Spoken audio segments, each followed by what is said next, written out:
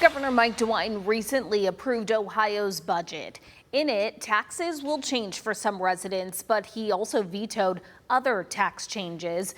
More continue in the State House, and it could have an impact at the ballot box. Here's the details on House Bill 355. There's a new push in Columbus looking to increase the threshold for approving property tax levies. We should have a good amount of the community supporting that tax initiative. That broad sense of community support, we're starting out at 60%. We're essentially saying more than 50% plus one.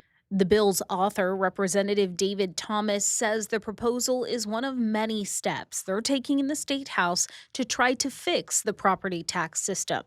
Representative Erica White agrees they need to be fixed, but she doesn't think a 60% threshold to get approval is the way to do it. These aren't trends, these are people's lives.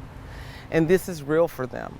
And this is real for me. I could lose my home. I'm just like everyone else. White says if something like this were to pass, it would shift taxes to the working class even more. There has to be something along with our vote that makes a difference, a real solution to how we're going to survive, not just survive, but be able to live and prosper again. In Ohio, levies are approved by a simple majority, meaning if it passes, everyone pays taxes on it, even if they didn't vote for it.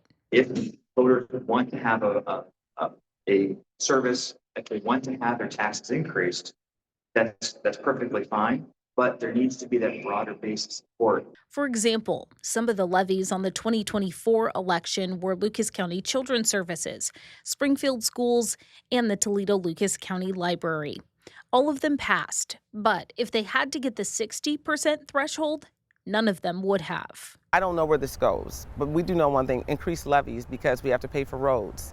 We will see we have to do something about our schools and our libraries and our water. The library would have been close, getting 58%. Ohio Library Council Executive Director Michelle Francis says libraries are already losing funding. And when you've got 7.4 million library card holders like our libraries have, at the end of the day, if that funding, if the whether it's state or local, is not there, then services will have to be cut. Francis says making changes to how levies are approved would be concerning, especially since almost half of the funding for local libraries comes from property taxes.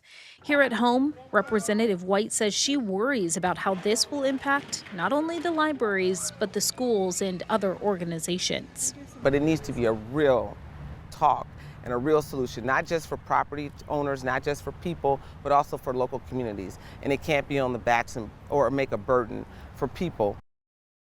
Well, the bill is currently in House committee. Representative Thomas says sponsor testimony will start after the summer recess. We will track the bill as it progresses.